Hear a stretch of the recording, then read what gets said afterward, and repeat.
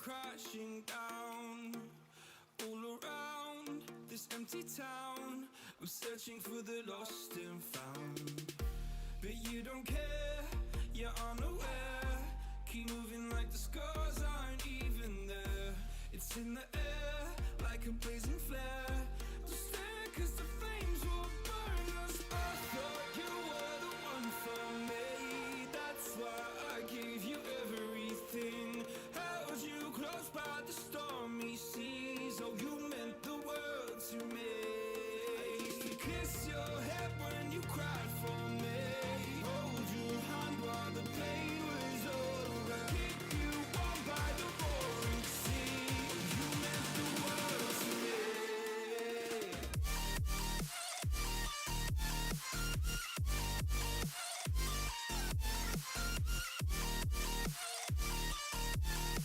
Oh, you meant the world to me.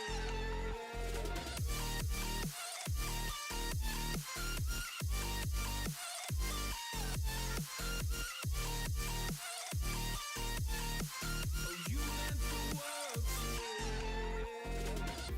My darling dear, you're never here. When I'm in pain, you hide and disappear.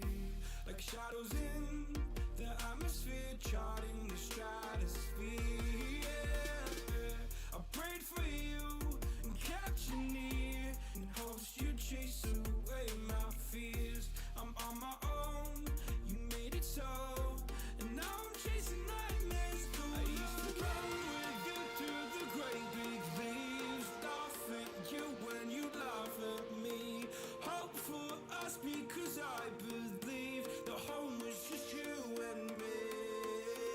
I thought you were the one for me. That's why I gave you everything. Held you close by the stormy seas. Oh, you meant the world to me.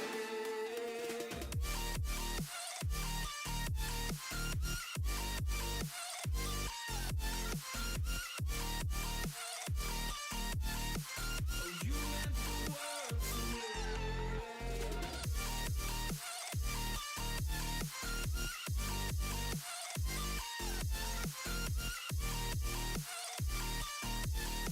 Oh, you meant the world to me. I'll be with you guys in just 1 second. This on my own. No point in blaming you, you did not know. Oh. I thought you were the one for me. That's why I gave you everything. Held you close by the stormy seas. Oh, you meant the world to me.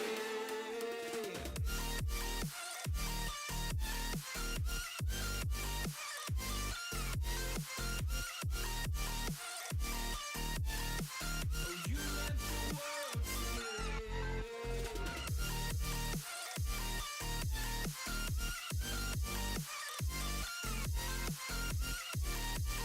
All right. Let's do this. Good evening, everybody.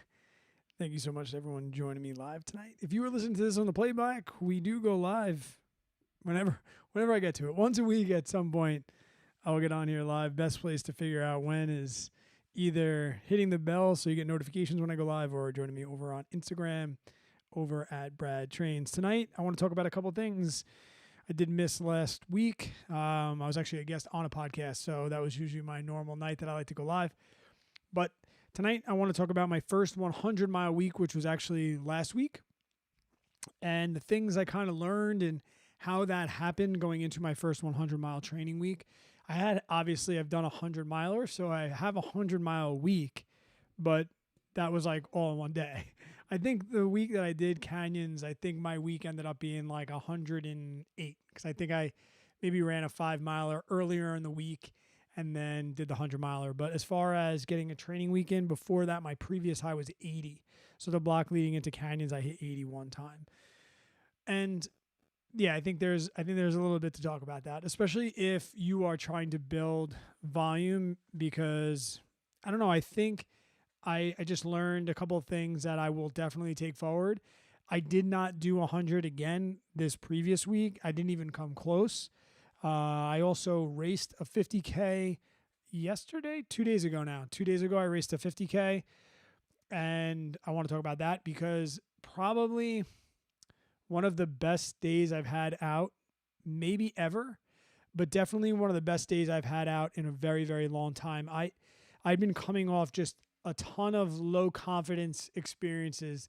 SP50 really, really sucked for me. The experience was awesome, but the race, I just did not have a great day. Also, the Red Wing, I dropped out midway through, had some personal things going on that day. So I had to drop. And then the AT, I did the AT with Jacob, and it was great, but I didn't make it the full 71 miles because I had to time cut myself. So all of those things had been kind of creeping in. And I think anybody going through this is going to experience those, highs and lows. And I just felt like I was in a little bit of funk. Not to say that I was like getting ready to quit ultra, but like definitely trying to figure out how I was going to navigate the next couple of weeks, even the next year. And I think this past weekend and getting out there on the trails for a bit, and especially spending some time with my wife, she got to piece me on the second half. It fired me up. It got me really, really ready for the next 8 weeks. So we'll also talk training. And also, I think I brought on a coach for the last 8 weeks. I know that from the beginning, I've been like, no coach. We don't need a coach. I'm going to self-coach. We'll talk about why I needed that. But first, let's not put the cart before the horse. If you do have any questions and you are live in the chat, please leave a chat, leave questions. I see Nate's in here asking about that race, that 50K. Yeah, we'll definitely talk about that at great length. Well, I don't know about great length, but at future length. And then also, too, I think I'm going to do something that I never do before. UTMB is this weekend. It's a big one. I'm going to give my race predictions, and it's not gym. My race prediction, my winner for the men's race is not Jim. I'll let you know exactly who I think is going to take down UTMB this weekend. And I never predict races, but just for shits and grins, it would be fun to go back. Also, too, if you're watching this live, you see the summer mullet is gone. This is actually a school night for me, so I will be going back to work tomorrow, and that's definitely going to affect training as well. I think it's going to help training for the better. I am one of those teachers that loves to go back to work. That's why I keep doing it. And I love the structure. I just like getting back into a regular routine again, as opposed to just being summer Brad with my mullet. And so I think that's actually going to be a positive thing for my training. So we'll go back to the 100-mile week and we'll start there. So the real reason I hit 100 miles is because of the AT. There was no plan to hit 100 miles. I just knew that the 100-mile was going to be attainable, especially if I finished the AT, because I was going to be 70-something miles. I ended up getting 55 that day, and I felt really, really good. And then one thing just led to another, and I figured I'm just going to continue. This was like when I was like, I'm just going to listen to my body. If I want to run, I'll run. And I had a really, really good week. And I think, what was the conversation? The conversation towards the end of the week, I think I needed like 3 miles to get to 90. I had like 87 miles going into Sunday. And, I joked that my friends bullied me into going out and running 13 and getting to 100, because when I posted that I'm going to go for 90, all my friends close to me were like, dude, go for the 100, like, FAFO. And I don't want to say that they like bullied me. I didn't mean it like that. And I did say that it was a really, really good thing that you have friends in your corner. Chad's in here. What's up? Aditya, what's up? Mike Terry, thanks for joining the chat, man.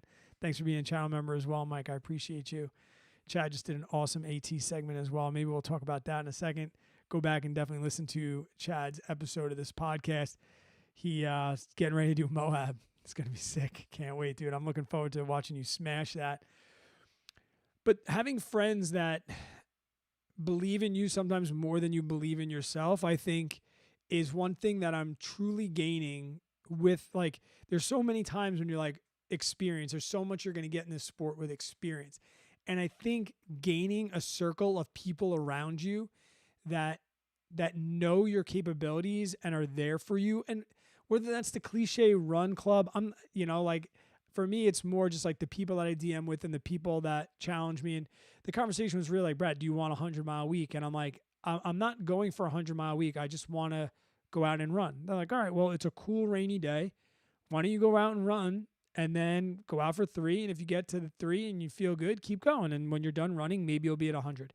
And that was the conversation that I was having with a number of my friends. And I really went out for that Sunday run just wanting to get to 90. And I just kept feeling good, and I kept feeling like I had people behind me pushing me and believing that like my one buddy was like, when I got home, I was like, I went for 13 and got 100. He's like, I know. I'm like, what do you mean? Were you there? He's like, no, I just knew that you had that in you, and I knew that you kind of wanted that 100. You've been talking about it for a while, and I knew that you'd probably go out and get it.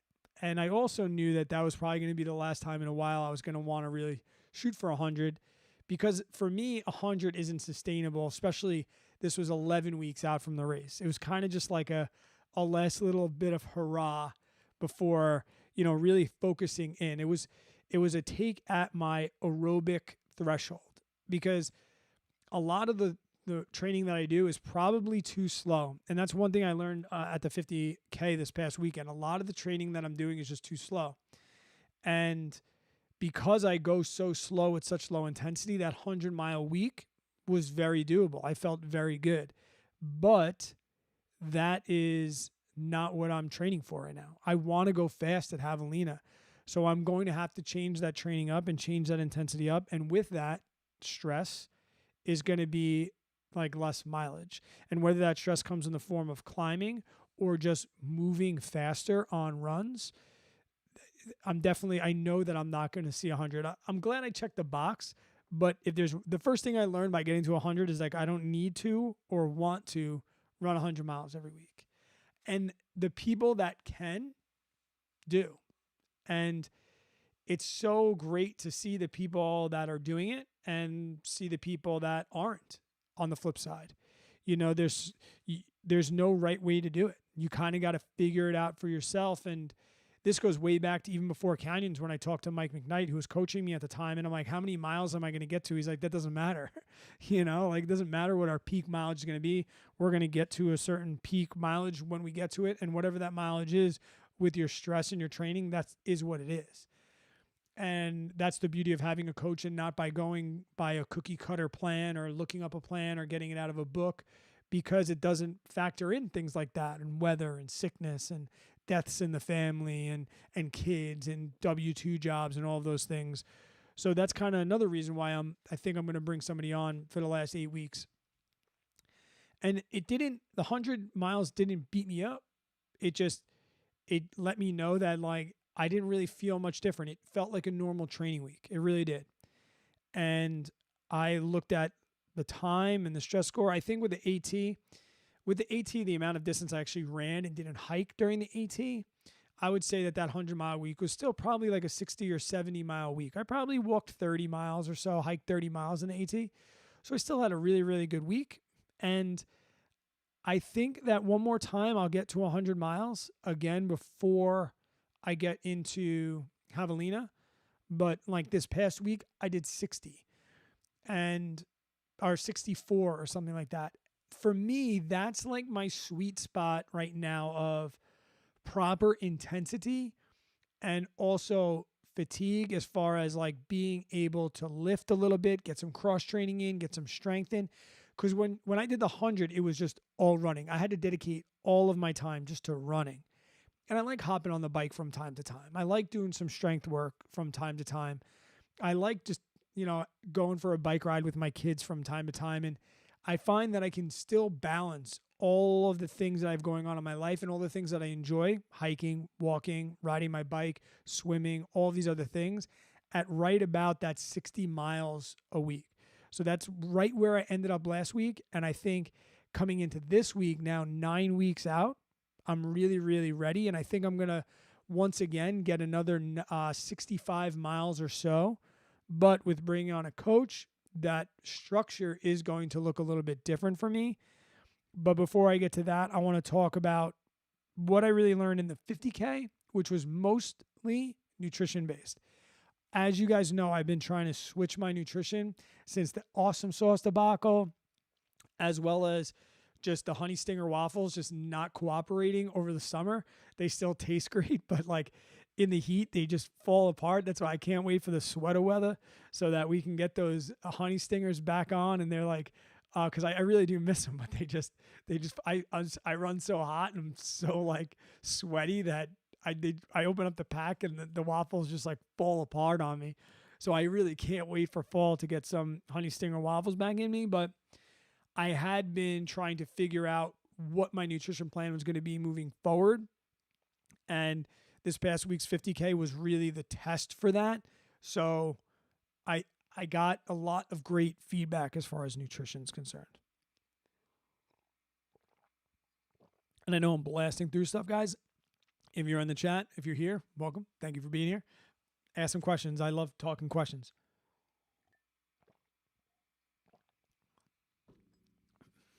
So the 50K was in New Jersey, Parsippany. I think Parsippany was the name. TPK Debauchery was the name of it. TPK, I think the name of the company is Two Punk Kids. It's a guy and his wife. Really, really, first and foremost, RD was dope. Volunteers, great. I love the vibes of a good race. And I love a good RD, and I love a good volunteer staff and the people there. Small race. I think 31 people started. There was a couple races going on. They had a 100K, a 50 miler, a 25. They had a 100K, a 50K, a 25K. So the loop was 25K. So you did 2 loops if you did the 50K, 4 loops if you did the 100K. You get the whole gist. But it was washing machine. So you go out and do the loop, and then you go back in the reverse direction, which I've never done in a race before. And I kind of liked that format as well. The real reason I went and did that is because Nate was going to race, and I've been coaching him now, since probably January, February for Grindstone. And we put this on his calendar months ago, back when I was talking about how much doing rim to rim to rim in the Grand Canyon was great for my canyons, like getting a nice long pre-race effort in. So we had put this 50K on his radar months ago, and just a gear check. Like I told him, whatever you're wearing or plan on wearing for Grindstone, I need you wearing that day. He had his full kit on, full pack, mandatory gear, everything. And I had a long run coming up that weekend. I kind of wanted to get a 50K in, and I said to my wife, I'm like, you mind if I go? She's like, I got to get my long run in too. Maybe I'll do the 25K. I'm like, that sounds awesome. We had a free hotel stay at Hyatt because we have Hyatt points. So we had a free night stay. We're like, let's go do this. And then she realized that I was allowed to bring on a pacer for the second 25K. So I signed up. She got to do her 25K pacing me back, 2-for-1 special. That was really, really nice. And it was New Jersey Trail. I mean, I think I'm pretty over it. I think I'm pretty sick of New Jersey trails. I thought the AT was just the AT. I'm like, all right, maybe the AT is just this beat up.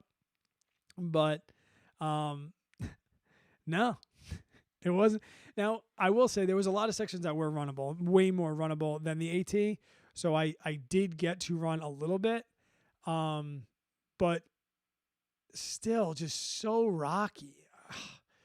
And maybe I'm just like got spoiled at canyons with how much running there was. I just miss being able to go out and run. And that's been a huge part of my like mental problems, because I like to run.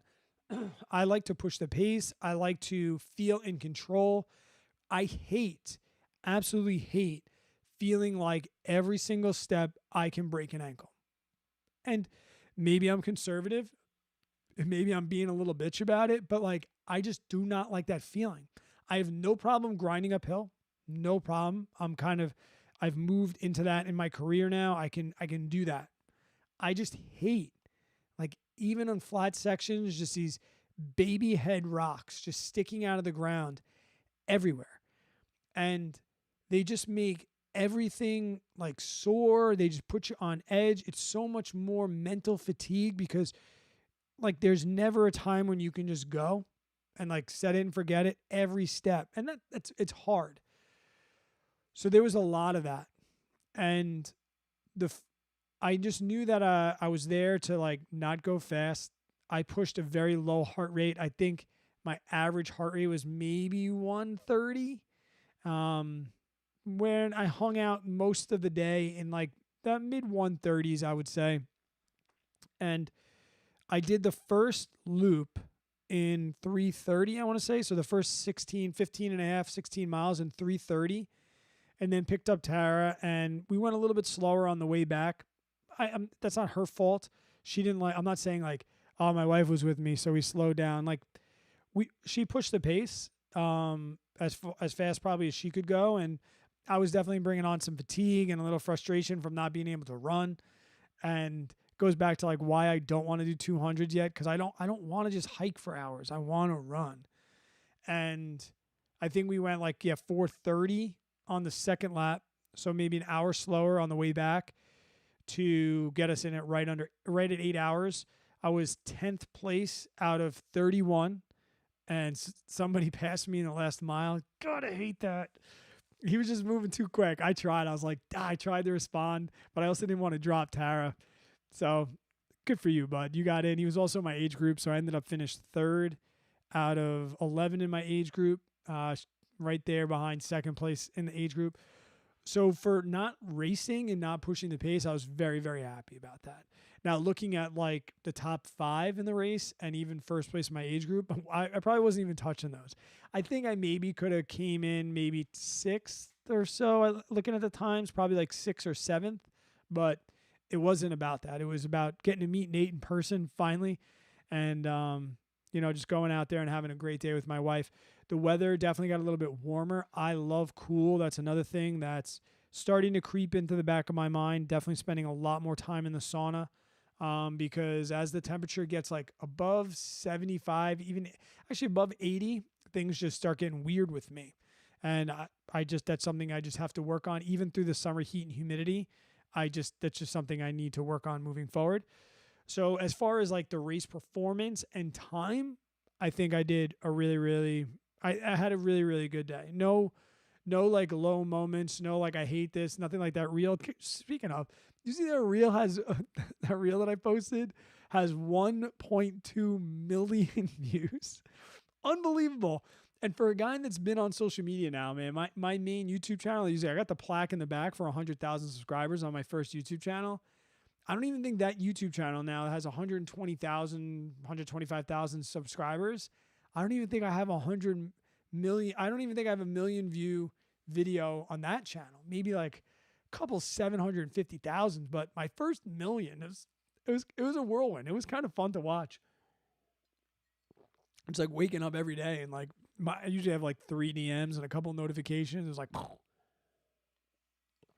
don't know how I got to that, but yeah, no, it was a good day out. I had a lot of fun, and I'll probably go back and do some of those TPK races again because, like I said, it was a good time. Regardless of the course, it was a good time. I'll probably get out there and fall. Oh, we're talking about heat. Yeah, I didn't have any of those heat moments. As far as nutrition, so here was the nutrition play, and here's how I think here's how I'm going to tweak it a little bit moving forward. So on the hour, I've been doing 1 Science and Sport beta fuel, SIS beta fuel. That comes in at 160 calories and 40 grams of carbs. I've been doing or trying to do per hour 2 scoops of Tailwind, which has 200 more calories and 50 more grams of carbs. So I have 90 grams coming in of carbs every single hour and 360 calories. And to be honest, it's not a lot to carry, which has been really, really nice. and it's been good on long runs, but this was the first time I was going to test it for like 5-6 hours, etc. And it worked out amazing. I never bonked. If anything, maybe I got some palate fatigue. Even though I used a Tailwind Naked flavor, it still like gives me like a little sugary like coating in my mouth. And I put it in both bottles. So what I might consider doing is having just a fresh, clean water and a Tailwind. What that would require is I'd probably have to carry an extra bottle with me, which wouldn't be the end of the world because I like having like 2 hours of water on me. But it would be nice, I think, especially for the long run, because this isn't something that bothers me for 2-3 hours. But after that 3-4 hours, especially when it starts getting warm out, it just like I'll take a sip of Tailwind and it doesn't quench my thirst. It just makes me like maybe even a little bit more thirsty. So I think I'm going to have Tailwind on board and then a fresh water that I can just take a sip and then rinse right away. The same with the gel. The gel goes down so easy. No flavor whatsoever, but after a while, it is just nice to just wash down that because it is all sugar essentially that's coming in. And that's what I'm going to be testing on my next couple long runs and things like that, just to see if it gets a little bit better. But I'm also realizing that with the one water, I can also lower my carb intake as my pace and my effort goes down over time. So as somebody that thinks that negative splitting is BS, and it was awesome hearing David Roach say that on Zach Bitter's podcast, I like to go. Like gaining time in the beginning of the race for me is the same as gaining time at the end of the race. So I got to test out a couple things as far as, maybe 90 grams being too much carbs later on in the race as my average heart rate starts to drop. When my average heart rate is in that 135, like high zone 1, right below my aerobic threshold, so from like 135 to 140, I can hit 90 carbs with 360 calories, no problem. Really no hunger. I'll go through my general daily, just like you have sleep cycles, you have hunger cycles as well, where the brain like triggers the stomach. Like, hey, it's that time of day where you want to eat and you'll get a little bit more hungry than normal. But I usually get through that pretty quickly, especially with 360 calories. But now as the pace comes down, or if I'm hiking for a long period of time, maybe a long climb, and my average heart rate drops a little bit, I'm finding 90 grams of carbs is starting to beat me up a little bit. My stomach, that is. So if I have, and I learned this in the AT with Jacob when he was like, Brad, you don't need to be eating so much. We're kind of just walking along here. So now I know that I could take maybe just drink more water, which is not going to have Tailwind, which is going to have less calories, less carbs, and drop that down to maybe like 60 grams of carbs per hour, and maybe have 250 to 300 calories per hour. I think that's going to be the sweet spot, and like kind of learning where that heart rate was. For the 50K, all I had was average heart rate and time on my watch. I didn't have distance. I didn't have pace. I didn't have anything, which was kind of nice. It was kind of good not knowing and just being like, oh, I'm at an aid station. I'm roughly 8 miles. Oh, I'm at the turnaround. I'm roughly 15 miles. And just really staying on that. When my heart rate came down, I didn't focus on eating as often. When my heart rate went back up, I blasted it back in there. The other thing that I need to reincorporate into my races and long runs, which I've completely abandoned, is caffeine. And not even so much for the zip, but I think it just gives me a little bit more mental clarity and mental confidence. So I feel like, and I even see this in my regular day, like in my regular life, if I start to get like a funk in the middle of the day, or like things just don't seem right, I'm getting a little grumpy, maybe a little bit irritable, or just feel like I'm in like a little bit of a brain fog, caffeine snaps me out of that. And I have a feeling that it will help in my low moments, because we all know that like if you pop a can of Coke later on in a race, right, it's going to make you feel good. The sugar, yes. The calories, yes. But probably a little bit of caffeine is making you feel better. And what I found is, even being a coffee addict, caffeine in a race would just upset my stomach. But I used to feel the same way about 90 carbs, and I learned how to adapt my gut to that. And I think I am going to focus on getting in some caffeine during the day. I think it'll help with brain fog. I think it'll help in the moments when I'm feeling low and I'm like, I'm not meeting expectations. Why am I going so slow? This guy just passed me. I really do think caffeine will help me get through that. And it's at least something that I'm going to try. I haven't had caffeine in training and races in a pretty long time. And as of this week, I will be incorporating it. And what I think I'm going to end up doing is grabbing just like a precision gel. I know they make awesome caffeine type gels. And theirs are only 30 carbs. So I might pick up a couple of their regular ones just to supplement in with the cis. Even that 10 grams of carbs will make a difference. If my stomach starts to turn a little bit, I can back off the cis and go into precision. And then I can have the precision ones with a little bit of caffeine. None of those obviously sponsored, guys. Nobody's sponsoring me for anything. So that's another thing that I learned for that. And before I talk about training next week and kind of the next 8 weeks and what the plan is, I'll say Tom Evans is my pick for UTMB. I'm saying it now. He's my pick. Why? I feel like he is dialed. I listen to his podcast and I follow him, and I think Jim is incredible, and I think it's just hard to focus on 2A races in a year. I mean, Courtney does it and people do it, but I think that at that level, especially UTMB, you got to be all in, and Tom's been all in UTMB. And Jim, as we know, did Western States, and now he's doing this. So that's my pick. So here's what I think the next 8 weeks is going to look like. That all said and done. I know every single week my training changes, and I think that's the best part of having this podcast is I don't follow like this cookie cutter figure it out. I am literally figuring it out every week. And I want you guys to hear that figuring it out. Number one, I'm going to be off Strava. I'm going to be putting my workouts on Strava, but I personally am not going to be going on Strava as much. The 100-mile week, definitely there was a little bit of like comparison, and like I'm in a bunch of different groups. I mean, we have the 50K ready group, which is awesome, but I'm also in like the Javelina group. I'm in the Recovery Strong group. I'm in Mountain Coast. I'm in a bunch of different groups, and you go on those and you see the leaderboards and you see what people are doing and you start to compare. And I started to think that I needed to do 100-mile weeks to be successful. And that is not the case. I don't. I can hit 100 miles and be successful, but I think if you're running a 100-mile week and you're not a good runner, I think there's why. I think I need to focus on other things. I can handle volume.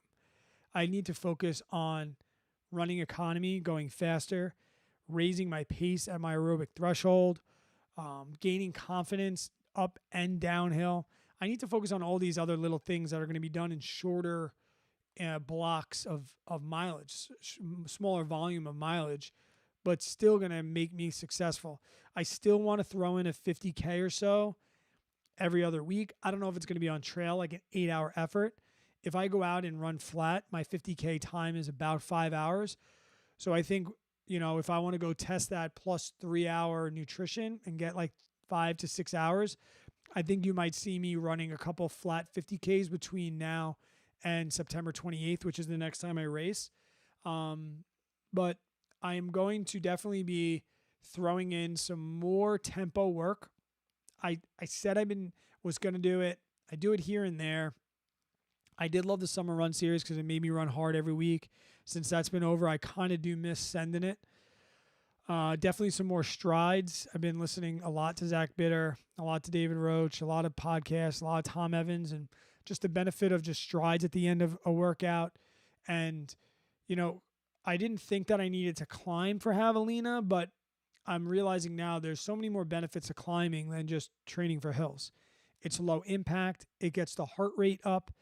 And I think you're going to see me a lot more getting back to vert, where I thought like 5,000 a week was good. I think in this 8 to 6, maybe 8 to 5 weeks out, I think I'm going to push it back up to 10,000 feet per week. Just like I said, to lower that impact and be able to do some more higher speed. Because in the 50K, looking at just my heart rate, I realized that I could push at a higher zone 2 output for longer than I thought I could. And that's what I said before when I was like, I think I'm running a little too slow. Most of my long runs are like zone 1. If I have to say, like, they're pretty much like below 120 heart rate. I can run 10-minute pace at 115 heart rate for a long time. And it's getting me there and I don't feel beat up, but it's not making me faster. And it's definitely not helping me later on in the race. So I think I'm going to start, and I didn't think I could hold zone 2 for 4 or 5 hours. And I found out I could this weekend. So I think I'm going to definitely put on my heart rate screen. I haven't had my heart rate monitor on for months. And it's been kind of nice to do that. But I think there's a time and a place for that as well when we're just out there maintaining fitness or gaining aerobic fitness. And I said so many times, I know what zone 2 feels like. I learned this past weekend I don't. When I put my heart rate monitor back on for a long time and I was cruising nice and easy and my heart rate was so low. I'm like, wow, you can go faster. I was like, holy shit. So I think by not wearing my heart rate monitor, I've been shooting myself in the foot, so to speak. So definitely going to be focusing on, hey, when I have zone 2 runs, I'm going to be running in that 135 to 140.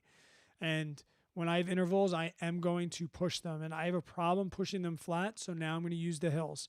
And I'm going to use hills to push my heart rate up and get anaerobic more.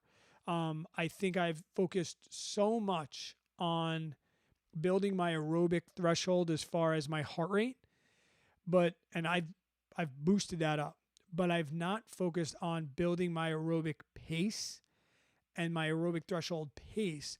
And I fell into the whole, it's ultra running. We don't have to go fast.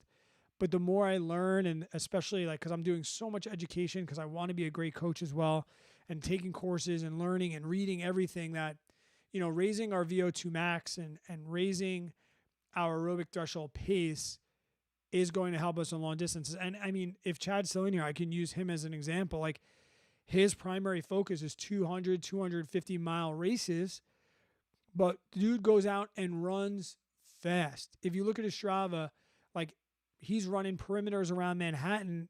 It's in the 7s, in the 8s, like running fast, and has so much success at the 200 and 250 mile distance, not because he's lollygagging around at 12 minutes per mile in zone 2, but because when he has to run, he runs. And he has really, really good running economy, and he has really, really, really good, aerobic pace. And I think I've checked the aerobic heart rate box. Now I really, really want to work on checking the aerobic pace box moving forward. I think that's really going to be it. And I also have been not worried so much on like complicated strength.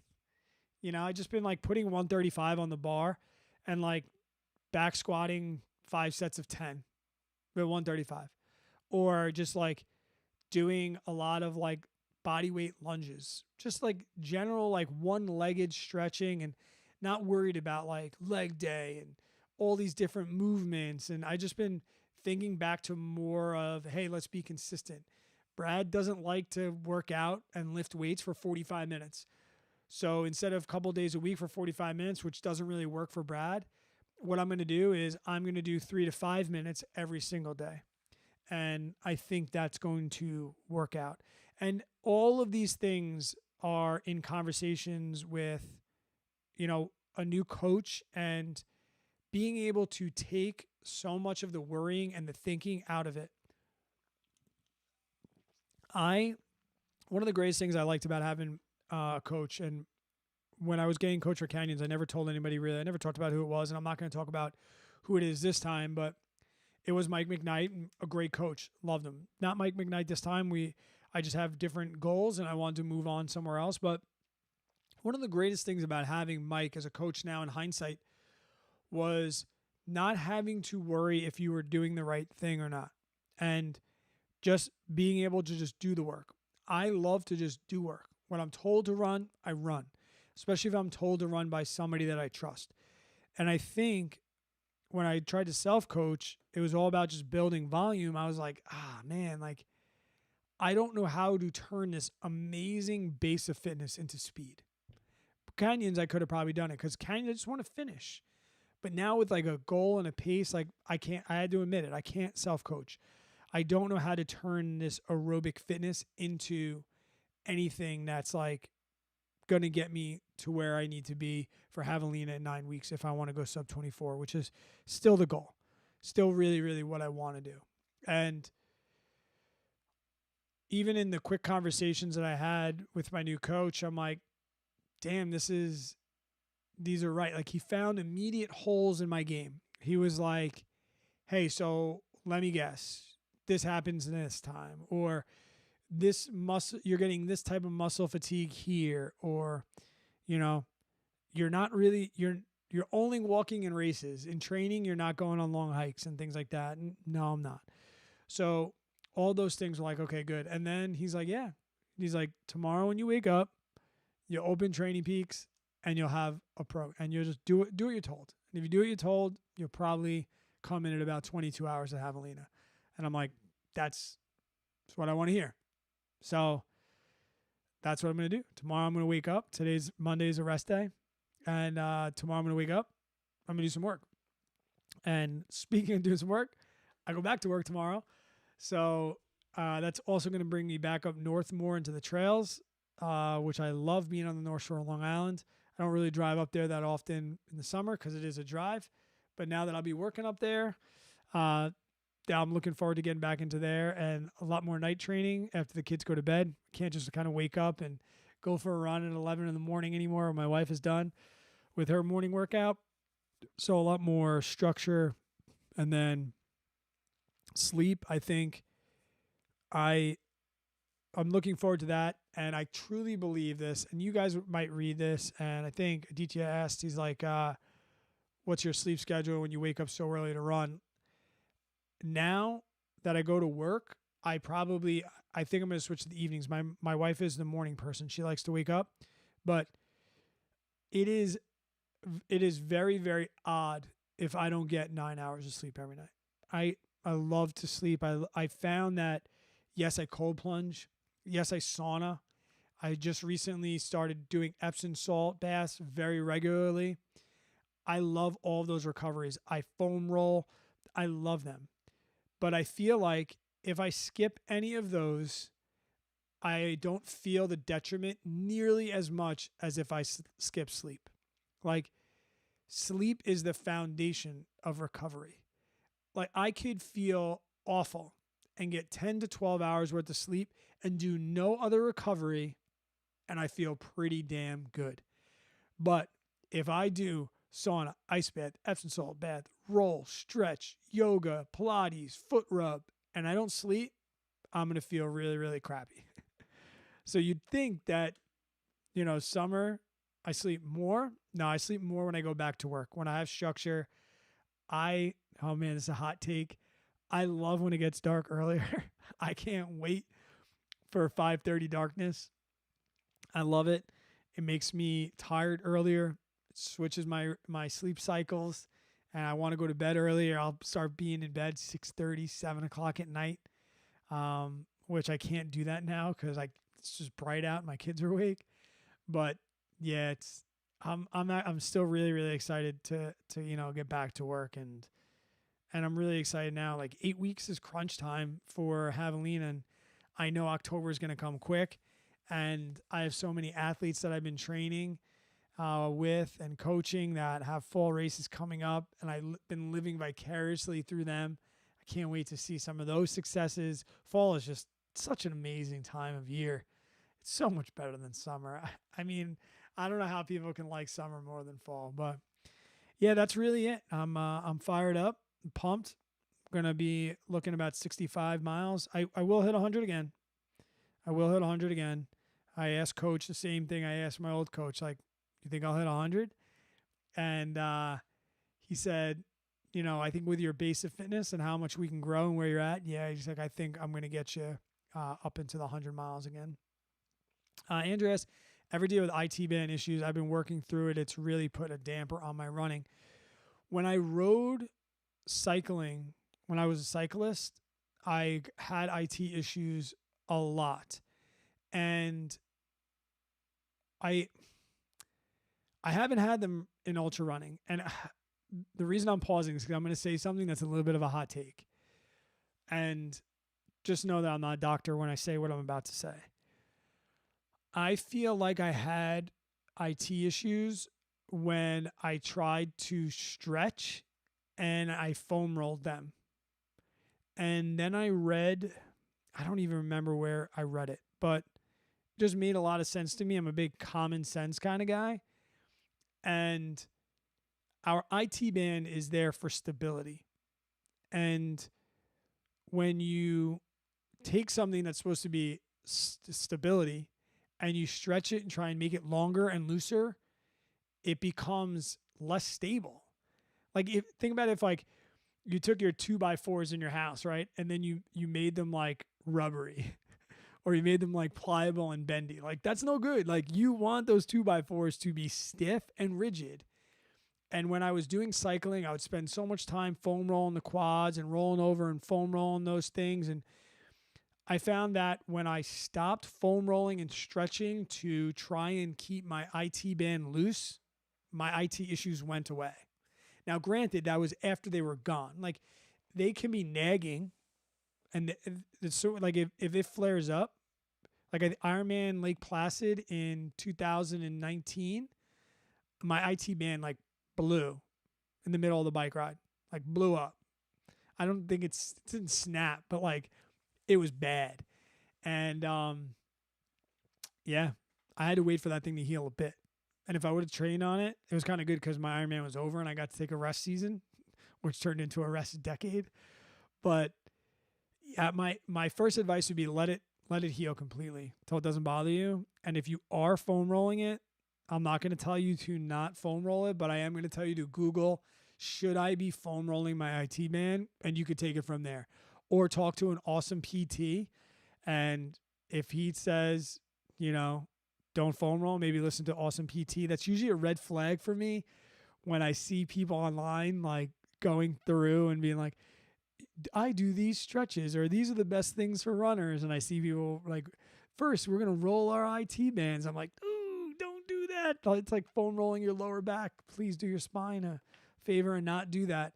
But also, too, the last piece of the IT band that I'll put on there is it really, glute strength is going to be key.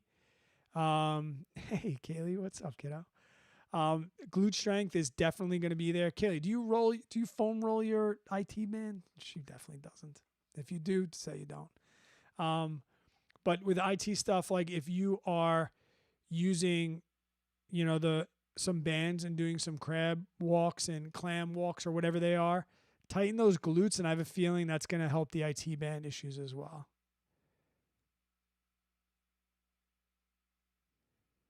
Yeah, it's nagging. And also, too, as I'm reading the chat here, PTs, guys, are worth their weight in gold. If you have a good PT, it is well worth the copay. Sometimes I make up injuries just to go see a PT. Just to because if you go to a general doctor, I don't get my physical anymore, but I have emotional problems. But a PT, I feel like they understand runners and they understand athletes. They're one of the few doctors, or not doctors, are PTs doctors? I don't know what degree they have, whatever they have.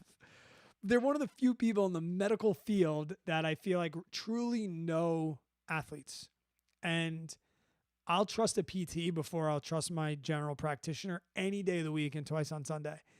So if you have things that are nagging, and we just talked to my brother about this, he had like a nagging back things, and he's a PA. So he's all about like, go see the right person. And he went recently and saw a PT, and he woke up. He's like, dude, it was great. He did like one or two things and like gave me a stretch, give me this, that, whatever. And he's like, no more back issues. So go see a PT, Andrew, if you can. It's worth the $50 copay or whatever it is, $75 maybe. And they're going to say something along the lines of, or use the phrase of up the river, down the river. Like whenever there's a pain somewhere in the body, it's generally caused by something up the river up the chain of command or down the chain of command, right? If our knees are bothering us, it's probably from tight hamstrings or tight calves. If our hamstrings are bothering us, it's almost always glutes. If our lower back is bothering us, down the river, back to those glutes. All of these things, look up the river, down the river. Don't always look where that pain is. So when we're having IT band, I'm going to say look up the river at your hamstrings and look up the river at your glutes. Strengthen those things. When I strengthen my glutes and it helped my I always thought I just had tight hamstrings. I didn't have tight hamstrings. I had weak hamstrings and I had weak glutes. And hell, you can foam roll the hell out of your hamstrings. It feels pretty damn good too. But yeah, just like some quick banded exercises like I was mentioning before, how I really like doing quick, short things, like 3 to 5 minutes. Dude, wrapping a band around your ankles and doing some side steps, you'll feel that burn. And I have a feeling, so I'm not a doctor, I have a feeling it'll help out the nagging IT issues. Last bit, looking way down the river, is shoes. If you tend to be running with a high heel to toe drop, like if we're getting crazy, like Brooks up in like the 10 millimeter, 12 millimeter range, high heel to toe drop. I'm not talking about stack height. Stack height is the amount of foam in the shoe, but the difference of a heel to toe drop, which is very, very look upable. It's in all the data of your shoes. Ultra's known for 0 drop neutral shoes. Most of your trail running shoes are going to be between 4 and 5 millimeters. But when you get up into some of these road shoes that have really high stack height, they also have really high heel to toe drops. I found that just like 0 drop ultras will blow up your ankles and your calves, I found that high stack, high heel to toe drops, they tend to blow up my hamstrings and my glutes, which will lead to a little IT issue. So just another place where you can look and experiment with something else. If you Google your shoe and you're like, oh man, it's got a 10 mil drop, don't go down to 0. But like you can make 4 to 5 mil changes without much trouble. Sometimes you have to adapt down. Like when I went from Brooks to Hoka, down from 12 mil down to 5, there was an adjustment period there. But that might be another place that you can look. Jacob Mooney joined the chat. Jacob did a vertical mile on the treadmill today, 5,280 feet. I think he ended up doing 86 feet. Damn. That sounds terrible, dude. I'm so glad you did it. I'm so glad it wasn't me. All right, man. 5-ish. Okay. Right up. Sounds good. Yeah, Andrew, I hope that works out for you. Yeah, nagging injuries suck. But take care of them now because running in the fall's coming. And fall is amazing. We're getting there. I appreciate all of you guys. Appreciate the channel members as well, helping support the channel. If you scroll up, you'll see Mikey has got a fancy 10K next to his name. It's because he's been a channel member for a couple of days. If you'd like to support the podcast, I think you can do it on the desktop. I don't know if you could do it on your phone, but if you go to my channel, you'll see join. And yeah, that helps support the podcast. If you're not one of those supporters that likes to support that way monetarily on YouTube, a great help would be if you're listening to this on Spotify, give it a rating. I like 5 stars. Those are dope, but that helps push it up the ranks when people are searching for running content. Spotify really goes by how many ratings does it have and what are those ratings. So it takes 2 seconds. If you could just click that would be a great help. Or if you're on Apple Music, you can also leave a rating and you can also write a review. I don't have many written reviews, so maybe hop on there and I read them. They're nice. They make me feel warm and fuzzy. And if you're watching this on YouTube, leave a comment. I like to get into the comment section and talk back and forth and have a conversation. You can always join the big conversation at the website 50K Ready. And I will catch you on Instagram, Ride Trains, throughout this week. And yeah, we'll teach